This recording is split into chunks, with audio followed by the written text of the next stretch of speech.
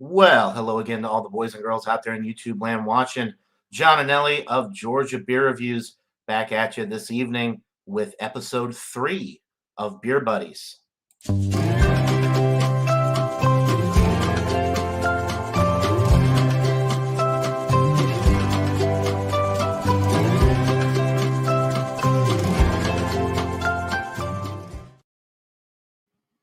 All right.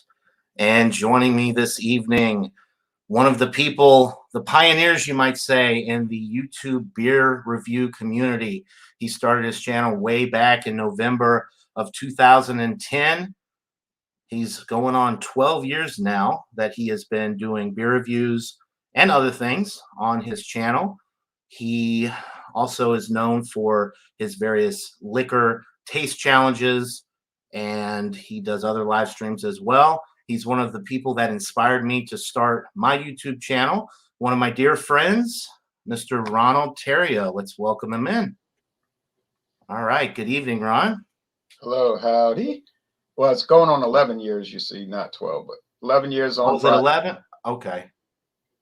Yeah, I'm not known for my math skills.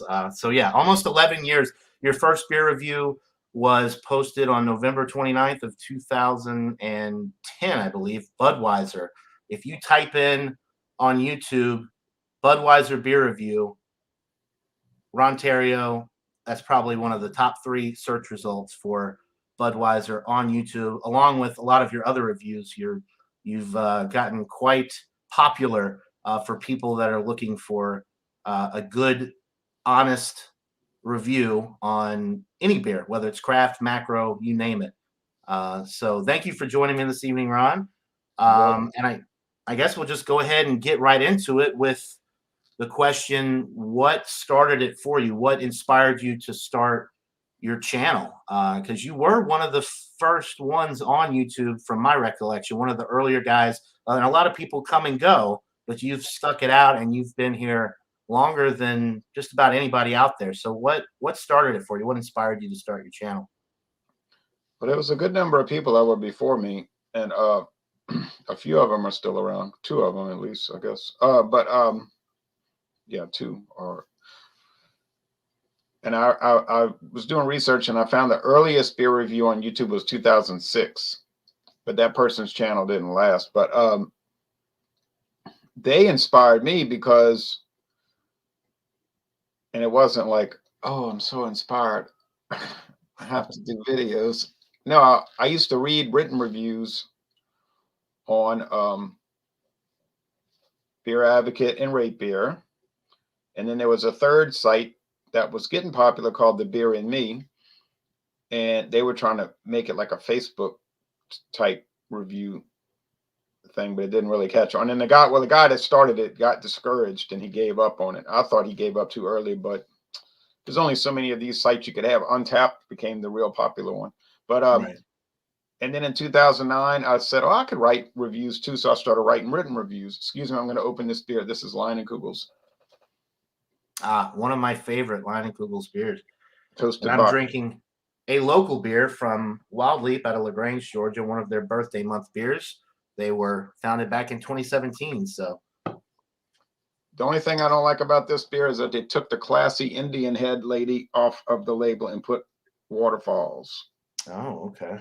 They're like Land of Lakes. They took the Indian lady off for bad reasons. All right, but so I started writing reviews. I had to start accounts for Beer Advocate and Rate Beer. And I would read reviews and write reviews, reviews and write reviews. So I did that for a good while, and over a year. And that was interesting. It was very interesting. And then one day I was saying to myself in the summertime, there wasn't a lot going on that day. And I was like, wonder if anybody ever thought of doing a video review for a beer, like, because YouTube was getting popular. I said that would be an interesting way to do it. So you wouldn't just be reading. And I just typed in like Budweiser. I just typed in, like you were talking about, something common. Sure enough, Chad's beer reviews came up and some other people. I watched them and I said, oh, this is an interesting way to do it, because you're not just sitting here with no sound quietly reading. And it's kind of boring sitting there. It's not boring reading, but you're just stuck sitting there. Or if you have a phone, you're still sitting there. But if you have the videos, you can listen to them while you're doing other things. Right. You know, turn the volume up, and it's like a radio show, do stuff and all of that. So I started watching. Okay, let me see what they say about Budweiser. Okay, watch everybody's. So whatever beer I was thinking about, I would type it in, see what they were saying about it. Hoggy and all of them. Greg's beer reviews and the rest. So I would make comments. Sometimes I'll get a response. Sometimes it was good. Sometimes it wasn't. But I thought this was like in August or July when I started looking at the videos. So we got September, October, November. So by November, I said, I could do that because, I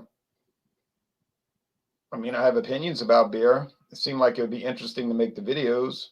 I said, maybe some people will watch. If nobody watches, I haven't lost anything. And so I had to go buy a camera, of course. And that first camera I bought was so bad. But thankfully it broke after 3 years. But so I started thinking about how I was going to do it. And I basically said, I'm just going to follow the format I follow when I write the review. You know, so I just mimicked my written format. And so people started watching. Yeah. It seems like, too, you incorporated a little bit more of the history, which a lot of people weren't doing at the time, of the brewery, you know, when they were established, if the beer had won any awards at like the Great American Beer Festival, World Beer Cup, stuff like that, which I've always appreciated. And I got into your reviews really early on. And I remember at the time you were the only honest beer reviewer of macro beers and cheap beers, malt liquors in particular, which is all I could afford at the time when I started watching your channel. So that's one of the reasons that I really started getting into your reviews, because a lot of people just would get on YouTube and do, you know, what you call and I call slam videos, where they just go into it and they just trash a beer before they even start drinking it. There were a few others that did reviews that were fair, but they all like faded away. Like Andy's beer reviews, like some of these people didn't even last a year. Right. They would with videos, and I would make comments, and I was like, "Oh yeah, these guys doing a good job." But then one by one, they just, I don't know. I guess they didn't like doing it or something. But right. So yeah, but I always did just review anything, you know, macro. I figured I would go through all the major mass-produced brands. You know, see, I said I'll do one a week and see what people think, if they think of anything at all. And so I did Budweiser, and then I think the second one I did was Busch. Then I did like, what's that one called? Hurricane High Gravity. Right. And I started getting feedback, but that's back when YouTube was unregulated. So you would get all kind of crazy people, you know, making crazy comments. Right. And I just ignored those because I said, I know they got crazy people on the internet, you know, but I started getting some good comments, and then I just started adding everything. I said, and then I started doing it like twice a week, 3 times a week, and then I just started doing it every day. More right. Because it was hard. It didn't take a lot. And you talk about the history and all. I like to read about history and stuff. So I thought people would find it interesting to say, look, here's when the beer company started. Here's what the review sites say about them. Here's the awards they won. Because that's the kind of stuff I was looking up anyway. You know, just interest. So I'd make little notes. I got my little notepad paper. I'll make little notes, and I figured people might like to know what ingredients are in the beer. So if I could get an ingredients lineup, I'd write that down. Stuff like that. Right. Well, obviously you did something right. You've got a lot of subscribers. I don't even know what your subscriber count is now, and millions of views later. So obviously, what you're doing is working. Yeah, it's And I like kind of wanted to talk a little bit about. So you started obviously with beer. You know, you got more into some of the craft beer later on, and of course, the frequency at which you put out reviews started to increase. Do you remember when you decided to branch off from beer? Because you started doing wine reviews, and then now, of course, you do the famous Dawn Busters taste challenges. Do you remember when you decided to kind of branch off from beer and expand your channel a little bit into that direction? Got some good comments there. Um, it's about 14,000 subscribers now and about 6 million views. Yes, I remember. See, I was drinking wine before I started drinking beer. Wasn't a big wine drinker, but I would play around with it. And I thought, I wouldn't mind talking about some of these wines that I buy. Because, I mean, nobody did reviews like a Fairbanks sherry and Sheffield cocktail sherry. Like, there was no videos for that. I said, somebody might like seeing it. So I started doing those, but I didn't want to take the focus off of beer. So I used to call them off track. Right. Yeah, that's right. Because I was going off track, you see. But that seemed to confuse the viewers. They would say, what do you mean it's off track? And then I have to explain it every time. Well, it's not the regular thing. So I just stopped calling it that. But yeah, that was the only reason. I just was doing it already. So I figured somebody might find it interesting. And I get a few views for wine. People are interested. They will make comments. It's not a huge part of it, but people do seem to like the videos. And then people were saying about liquor. Right. You got into liquor a little bit later, right? After the wine and the beer, liquor was one of the last things that you got into, right? I didn't want to do it because I said then it'll just people will say I'm not focusing on the beer, and then maybe and it might take my focus off of it, and then it'll just be some like endless sidetrack. And I had done my own personal reviews of certain liquor, and I didn't know a lot about liquor, except that I knew people drank it all the time, and they had brands of it and stuff. It was just like beer; they had history, brands, and everything, but I didn't know anything about it. I mean, really nothing. And but I had tried a few cheap liquors, and they tasted fine to me. People were like, "Oh, not that stuff," and I would say, "Tasted okay to me," But what do I know? So and then people would ask me, why don't you do this whiskey? Why don't you do this whiskey? They always ask me. I'll say, no. But I was interested in brandy because nobody did brandy. Like you would look up any video for our brandy. It was nothing, never. I mean, maybe one or two. I was like, why don't people review brandy? It's that unpopular. I see it at stores everywhere. Somebody's buying it. So I said, I'm going to do brandy because nobody else is. So I started doing brandy. And you might remember those videos. Oh yeah, I remember. Yeah, the Albertsons brandy, I think was one of the first ones you did, and E&J, Paul Masson, Christian Brothers. right. I mean, the main comments I got from my brandy videos were, why don't you do whiskey? Right. I started a brandy Facebook group. No one cared about it. No one wanted to join. I said, I can't believe this. So I changed it into a new name. I started calling it Alcohol Eggs, where you could talk about any kind of beer, wine, or liquor. I said, maybe people would be interested in this, although I wish they were interested in brandy, but I can't make them be interested in something they don't care about, So I changed it to Alcohol Eggs, and a lot of people started joining. And now that group is active. It takes me a long time to keep up with it every day. People constantly talking about everything. Right. I guess really quick. Yeah, so the whiskey was reluctant because I knew people wouldn't care about brandy, and then the whiskey would go crazy, and it did. But I still do brandy and cognac. Okay, what you wanted to go to? What?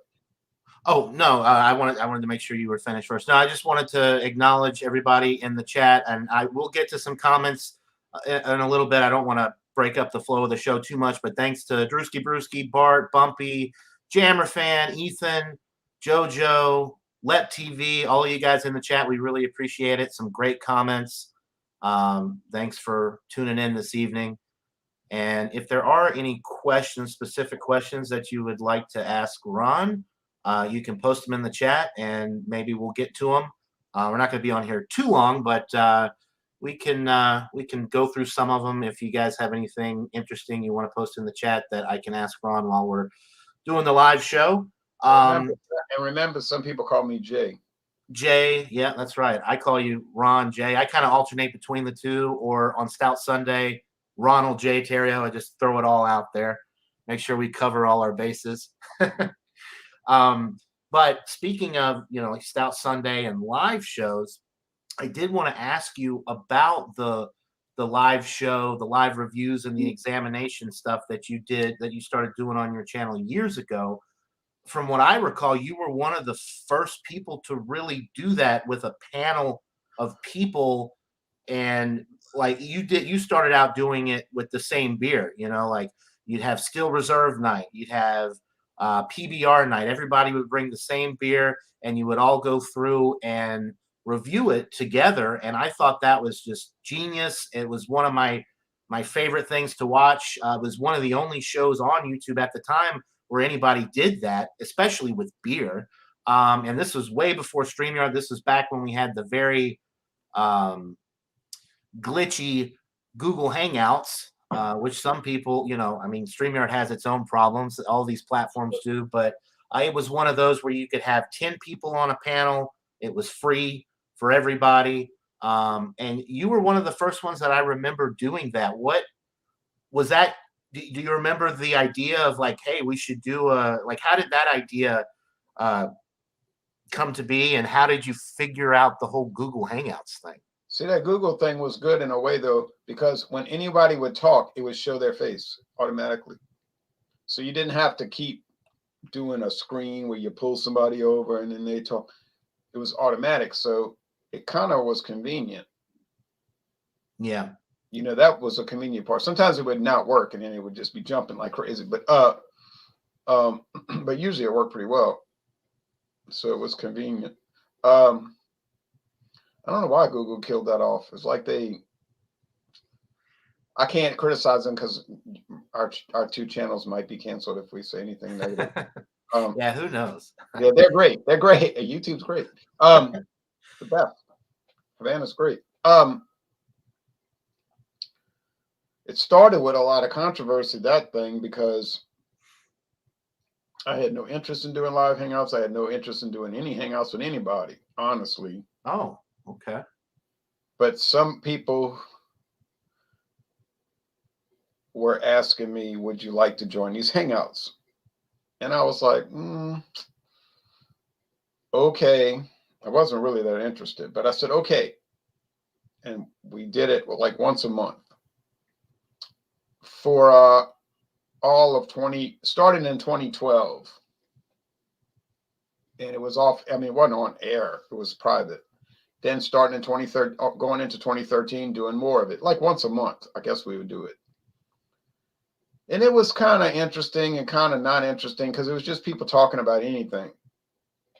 Do you remember who the first you said the first few of them weren't even like on YouTube? Do you remember the first one who joined you and what you were? Well, wait, they weren't on YouTube for sure. So it was just Google Hangouts off air. Okay. So then one of the guys got the idea, let's do it live on YouTube. I said, okay. But I said, look, it's not really interesting to just listen to people talk about anything. I could go to somebody's barbecue and listen to people just talk. I said, of course, we're going to mainly talk about beer because that's our interest, hobby, or whatever. So I said, why don't we just once a month, pick a beer, a specific beer brand, and talk about it, whether you like it or not. Give an honest assessment of it. And they thought that was a good idea. But then one of the guys was like, no, we need to just talk about a style. I said, well, that's too wide open. I think it's too wide open.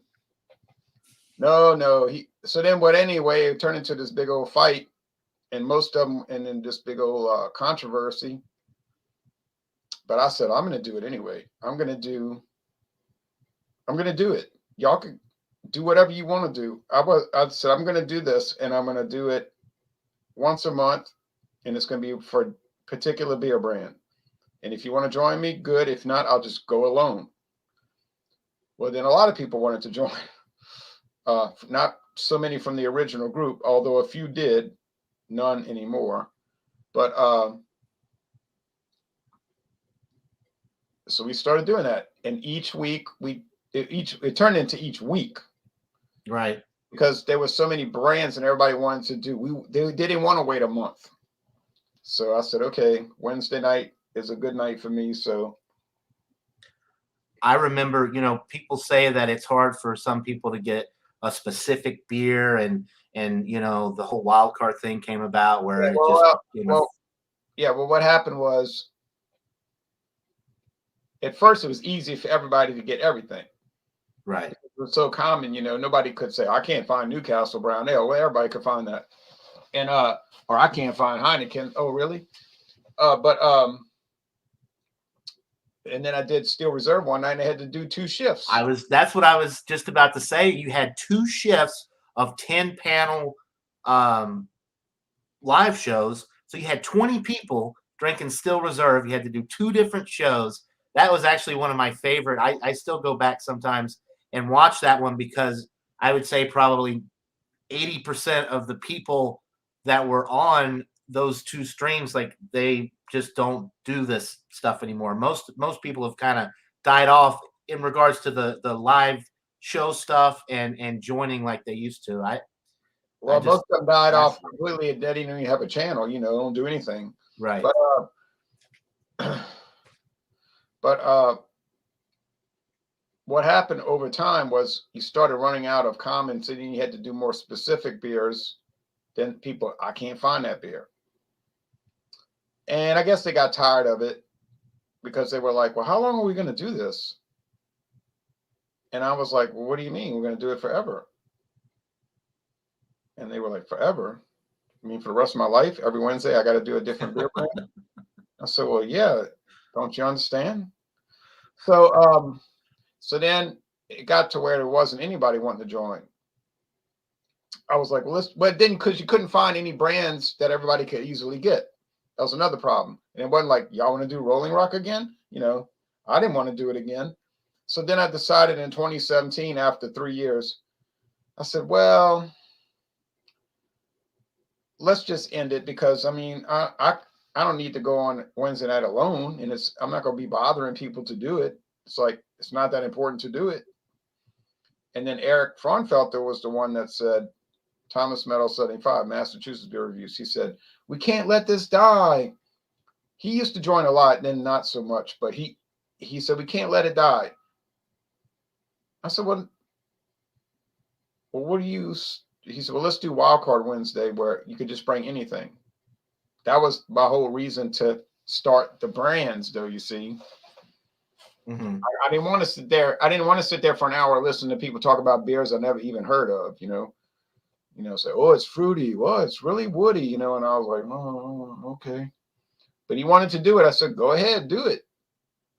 It'll take the heat off of me, not the heat, like the aggravation off of me. Yeah. So he was like, we're doing Wildcard Wednesday. So they started doing it. And then I felt like, literally, like, I have to go look at my records. After 3 weeks, he was saying, well, I can't do it anymore. I got band practice. And I was like, kind of fell in your lap, huh? Huh? I said it kind of fell in your lap as a result. So then everybody started coming to me saying, well, we want to do that, I was like, Michael Corleone in The Godfather Part 3. I was like, I'm trying to get out, and they keep dragging me back in. So I said, okay. So we started doing Wild Card Wednesday on my channel. And I remember one time Eric said, you stole my idea. I said, I didn't steal the idea. You had band practice. I said, you could have it back immediately. You want it? So, but then he said, well, no, I got band practice. I said, well, I didn't steal it. So then we did that for a long time. And then I couldn't take it. Like I told you, I couldn't take it. Like by the end of 2020, I was like, I can't stand listening to people talk about these obscure beers I never heard of. Not that I couldn't stand the people. I like the people. I like the camaraderie and I like the commentary, the comments. But I say, I don't want to do it anymore. I want to go back to themes. I want to go back to themes. I got to go back to themes. I gotta leave the island. You know what I mean? I gotta escape. Right. So, because I wanted to have some kind of focus, at least a focus like, and William Kepley was the one telling me off the air in private, like, you need to go back to themes. I'll say, I know, I've been saying that for forever. You know, he said, Wildcard Wednesday is something to do once a month or whatever. If you can't think of something or there's a schedule problem, he said, you don't do it every week. He said, the lazy man's way of doing it. I said, because you don't have to try. You just bring anything. Yeah. I said, right. So that's when I made the announcement. I'm getting rid of Wildcard Wednesday. And some people thought they meant I was quitting live hangouts. So remember, we had the last night for Wildcard Wednesday and people were addressing it like it was the end. It's the end. It's the end. You remember that? Yeah, I do. I But said, it's the end of this current format. Right. The end. And then the next week when I went on with whatever theme it was, they were saying, you're back. I thought you killed it. I said, no, I killed that. Right. Not the Wednesday hangouts. And then, of course, Eric wasn't doing band practice, so he immediately started Wildcard Wednesday again, exactly at the same time I was doing mine. But anyway, whatever. All right. Right. And, I think it's a good thing that there are both shows available. I mean, maybe if they were spread out a little bit more, not at the exact same time, that would be good. But it is nice. I think it's better, and I've always said this, for the viewers, it's a good beer. Yeah, it goes down good, that toasted bog. It's good for the viewers, or better for the viewers. I think they appreciate a theme show a little bit more than just the wild card type theme. Whereas the people on panel love the wild, because they're all drinking beers, they're getting to hang out and talk. It's like a virtual bar. But as a YouTube viewer, not somebody that's joining, I think for the most part, most people are going to want to watch a theme show that they can relate to a little bit more versus a free for all type of thing. So I definitely, Right. before I started my YouTube channel, that's one of the things I loved about your channel is when you started doing the live shows, you would have a specific beer or a specific theme, and it's easily relatable. I wasn't joining at the time. I knew what the theme was or the beer was, so I would go pick it up after work, and I would sit along and watch the show as I'm drinking the beer that you guys are discussing. So it was a very relatable and fun thing to do for me, back way before I started my YouTube channel. So I appreciate it, and I understand why you would want to do that. Right. And I wanted to go eventually back to each brand, but I wanted to give it a long time. Like, I didn't want somebody saying, didn't y'all do Budweiser 6 years ago? So now if they tell me that one day, I'll say, no, that was 10 years ago. See, Right. 10 years ago is not recent. So that was the best way, doing a brand each week. But now, I mean, I could say, yeah, let's do a Beta Amber. But then what's going to happen? It's not fair because people are going to say, I can't get a Beta Amber. And then some people will say, well, I can. It's Right. not fair. It's not fair if you can't get it. We want to get something everybody can get, or hopefully they can get. And there's a lot of new nationwide beers. I mean, think about it. Think of all the flavor beers there's on the market now. Oh, Mike's yeah. Hard. Mike's Hard. People would love those. They would love it if we did a Mike's Harder. I mean, some of the people we hang out with would hate it because they hate those kind of beers. And, I can't blame them. Right. Well, I've always enjoyed doing, even before I started my channel, I would contact you, and I always enjoyed doing like the examinations. Like we did Evan Williams, we did the old Granddad bottled and bond. We did some of the bourbons. Just the two of us. It was very specific, obviously, because we're doing a specific product. I really enjoyed those, and hopefully we can get back to doing a little bit more. Oh yeah, those are a lot of fun. Yeah, those are always a lot of fun and exciting to do. So yeah, hopefully we can maybe start getting into that a little bit again. Another question I wanted to ask you was the Dawn Busters specifically. What got you doing that? I mean, I guess obviously the taste challenges are great. It takes a lot of patience and a lot of practice to really get proficient with that, to where you can, you know, you have to do a lot of tasting, obviously, to get to the point where you can recognize something blindfolded. To be able to differentiate it between another product that you've had only a handful of times. But what, like the time frame, the Dawn Busters theme, like what inspired that? Like getting up and doing it that early in the morning and watching the sun come up. I think it's genius. I love it. Nobody else out there is doing it. But what was the inspiration behind that? well, I like this idea. I don't know where I got this idea. I like this idea of doing a taste challenge tournament Right. because, and William Kepler always wanted to do tournaments because he loved sports and he was a sports writer and he wanted to make it like a basketball tournament. Right. And I like that idea too. So I was like, yeah, I like contests more than exhibitions. In other words, I like to see a winner and a loser instead of just, oh, look how pretty she skates. That's like a big philosophical thing. Like I would say, I make people mad, saying gymnastics is not a sport. People would say, my daughter's in gymnastics at California State University of Los Angeles. She's talented and athletic. I say, wait a minute. I'm not saying she's not talented, and I'm not saying she's not athletic. That's not the point I was making. I say it's not a sport. It's Right. it's a presentation where you do these various athletic exhibits and people grade you on how pretty it looks. I said that's a pageant. Right. I said a sport is when you compete and it's quantifiable by scoring. You hit the goal, you hit the ball through the goal, it's a point. Or 2 points if it's basketball or so forth. So I said, that's what I wanted to do with alcohol, make it a contest. Because all the other reviews, they're sort of like a contest too, because you're scoring it, right? You do a beer review, you're scoring it. You're giving a score. And you're just like me. You emphasize the score, giving a 94 out of 100, a 9.4 out of 10, an A, most excellent beer. It's a great beer. You should get it 9.4 out of 10.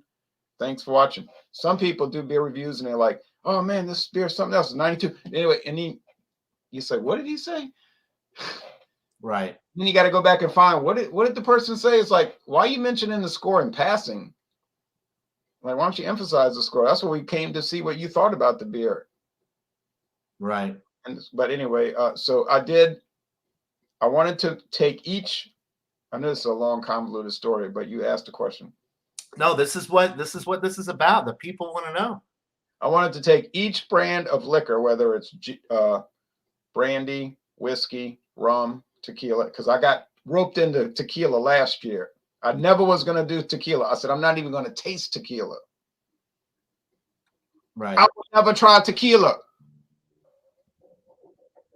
But my friend David insisted that I stop at River Ridge Market with him, this famous liquor store. And I went in there and the girl was giving a tequila tasting.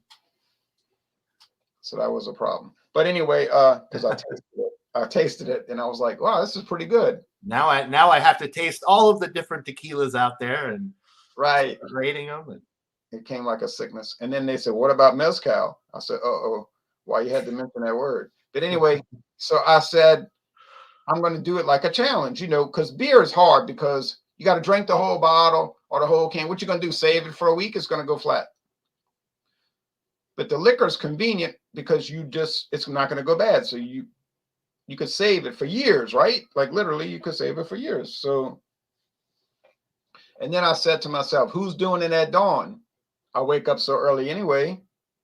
And you know the answer? Nobody, like you said, nobody's doing it at 5:30 a.m. No, who in the world's doing whiskey taste challenges at 5:30 a.m.? So I said, that'll be an interesting concept. Do it in the dark. And then as I drink, I mean, I wouldn't drink at 5:30. What I meant to say, as I taste it, then the sun will come up as I'm tasting it. Right. And then you get a real good handle on what these things taste like because you're taking one whiskey brand or rum and you're going against all the others. And then you start to see, can I tell them apart by just the smell and the taste? Blind. That's the important part. Blind. Not looking at the bottle and pouring it and saying, oh, I like this one better than that one. Right. No, that you could have a lot of unconscious bias in that. You don't want any bias. You want it blind. And so I do it, but I only do it 365 days a year. It's not like I'm doing it all the time. Well, it's very tough. I've only done it a few times, and I can remember one of the ones I did, the Corona Extra versus the Corona Familiar, and I thought for sure the Corona Familiar was going to blow away the Corona Extra, and I ended up giving Corona Extra the victory. I was like, this one's better. And then I was just, so you really don't know until you do the blind challenges, and I applaud you for doing it. If I did it all the time, I would just be ridiculed because I would probably get it wrong all the time. And my thoughts would be like, man, this one's so much better. And then I do the test and it's like, oh boy, I made a fool of myself again. I was wrong. But it's very brave for you to do that. And because you've done it for so long, you're really getting good at it. And it's quite impressive to watch how clearly and how confident you are able to tell the different products apart. And I would say, I don't know what if you took them all and tallied them up and got a percentage, I would say you're like in the 90th percentile as far as getting them right these days. Well, I don't know. I mean, I was wondering that. I said I should have kept a scorecard. I wish Michael Komarov lived next door to me because he could. He'd have it in his little book. Oh, he'd have it all detailed. But I bet it's probably 75-25, 75% correct, 25 wrong. Maybe overall, but I would say as of late, you've been getting them right a lot more. It might be more like 80-20, 80-20. But yeah, I've been getting them right. Well, yeah, with Ardbeg 10, I've been getting them right because you could never confuse Ardbeg 10 with any other scotch. Really? No way. I mean, believe me, if you tasted Ardbeg 10, you would say, oh, this is not like any scotch I ever tried in my life. And then you would never get it wrong compared to all the rest because it doesn't. But now if you're doing, now what's coming up next? Blended scotch? Oh, that's going to be rough. That's going to be tough. Ballantines versus all the other blended. That's not going to be an easy. But you see, you say that, but what happens is sometimes you start picking up little notes that you didn't know before. And you say, oh, this one tastes like caramel candy. I don't know what's wrong with this stuff. But then you just keep in your mind caramel candy. And every time you do the taste challenge, you'll say, oh, there's that caramel candy. So you get it right. Mm-hmm. Doesn't mean it's better or worse than the other whiskey, but you just use that as your little your little cheat sheet. Right. Caramel candy. It really is fascinating how you can train and develop your palate over the years to pick up on things that you may not have initially, but it's just really the more you try something, the more that you can pick up on. And there's lots of books and lots of authors that have made a lot of money. I bought a few of those books, like Tasting Whiskey and the Beer Guide for Beginners, and like how to pick up on different little notes and train your palate to recognize different flavors and stuff. It's really fascinating. I like to do beer taste challenges. I would do beer taste challenges all the time, but it's too much of a problem because you got to drink all the beer. I'm not going to waste the beer. And so I don't want to just be drinking beer all day. You get a lot more bang for your buck with the liquor, the liquor taste challenges, because you're drinking such a small amount and those bottles last forever. I saw one that you did recently, the Canadian Club small or Classic 12 small batch. I was shocked that you still had some of that left, but I mean, it's been a few years since. 3 years. It's been 3 years and it's still rolling along. Right. Still rolling along. So, yeah. Really quick, I did ask earlier if anybody had a question, and the only one that I saw regarding, or directed towards you was, what was John's first comment he ever left on one of your videos, if you remember or can find it? It was probably very weird, and I was overly excited, and I never expected him to respond. But Ron Theriot always responds to his comments. I don't know. Do you remember that off the top of your head? That's a very specific question.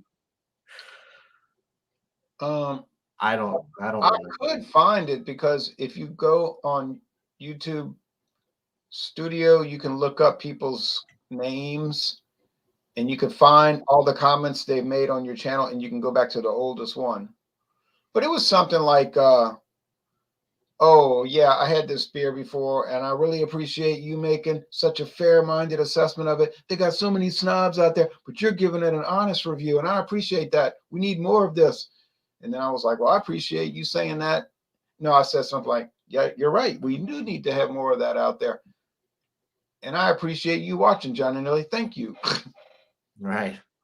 Something along those lines. Yeah, that sounds about right. So I guess we'll kind of wrap it up on a lighter note, just with a more general question about beer. I know you started drinking back in February of 1996, and hold on, let me get some water. No, I started drinking beer in February '96. Drinking beer, yeah, that's what I meant. This is Beer Buddies after all. So the main theme is it's not liquor buddies or wine buddies. Thanks to everybody in the chat. Really appreciate it.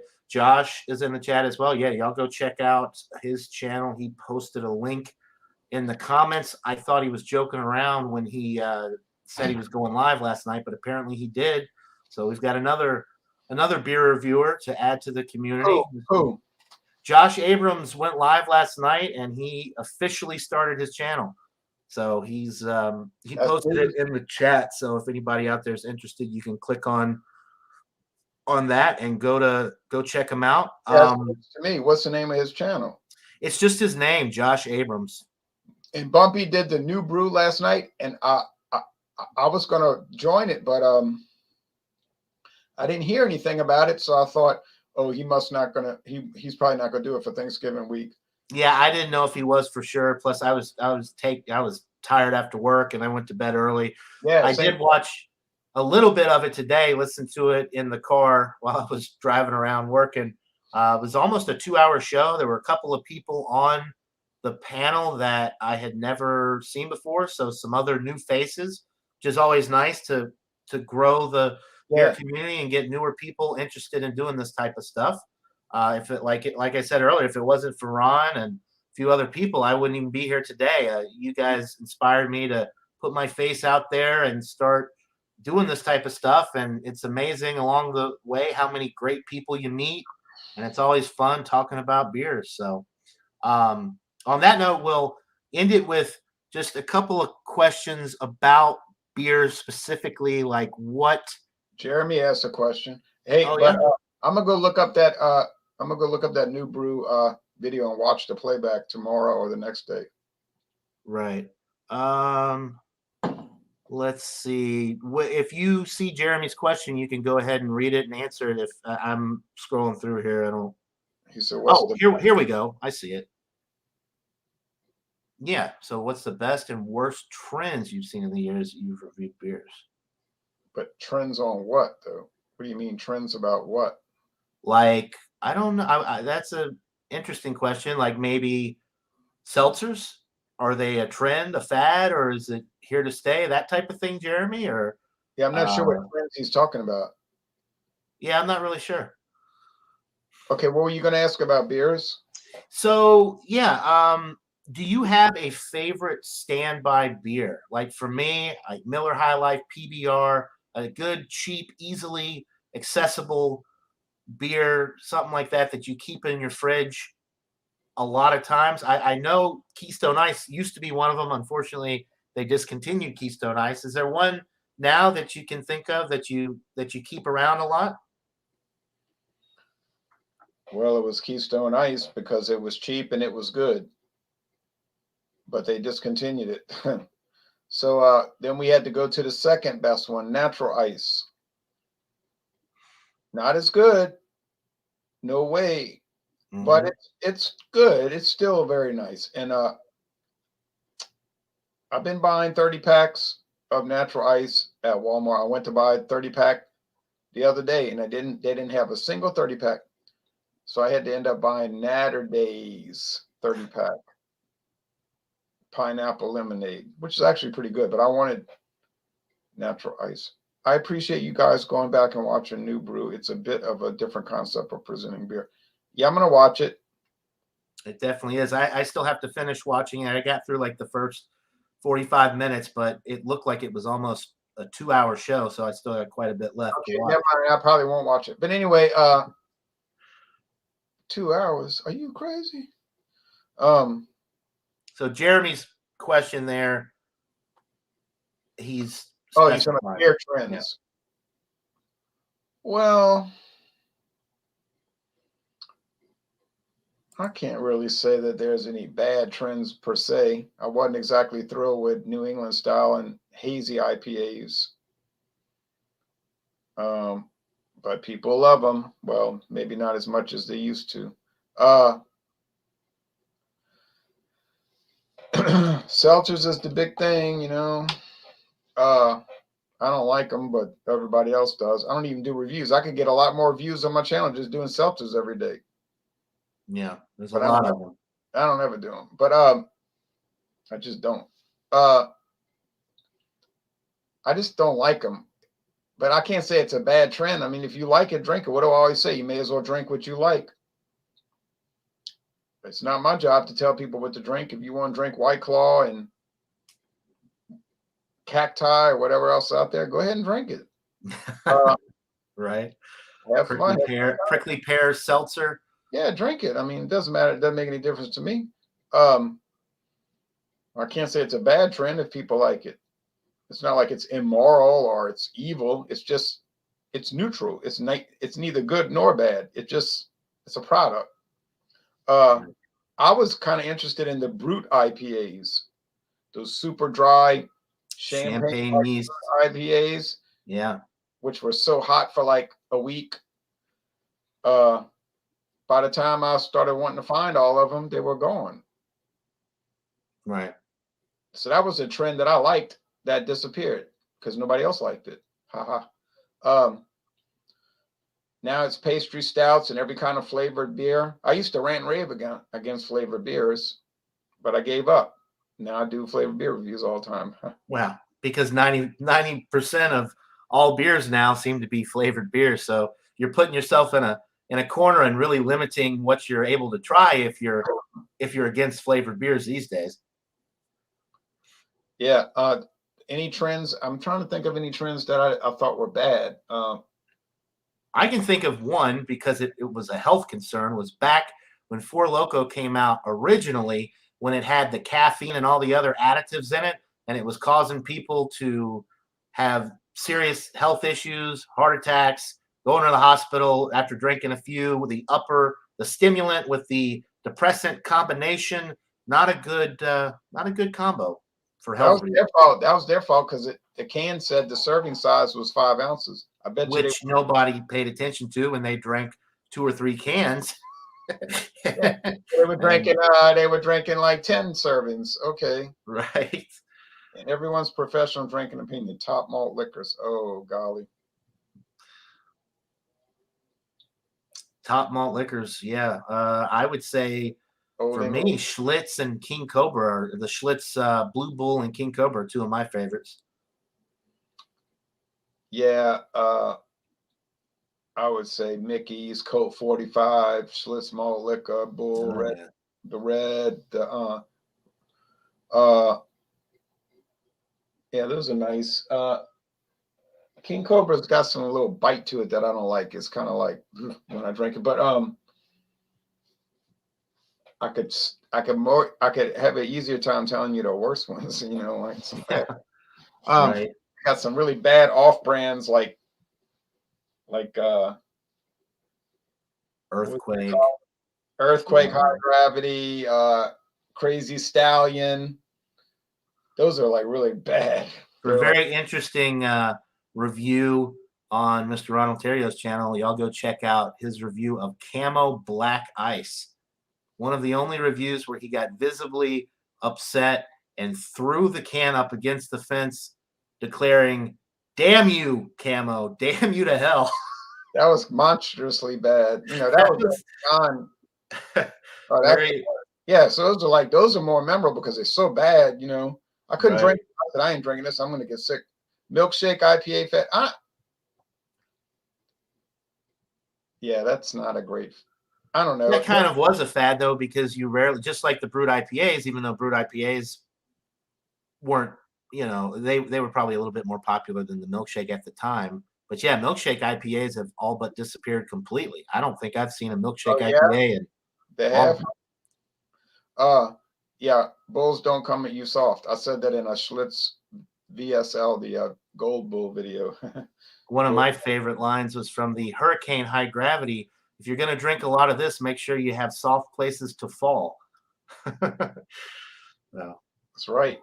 I mean, a lot of times I'm just obviously kidding, but no, it's true though. if you drink, the only one mate. Well, I'm not going to go into that story. We'll save that for the after hours edition. Coney Island Human Blockhead barrel age. Whoa. Yeah, Schmaltz Brewing. I remember that. I was an awesome beer, but it can sneak up on you because it's very smooth and easy drinking. I think I've heard that story too. Hmm.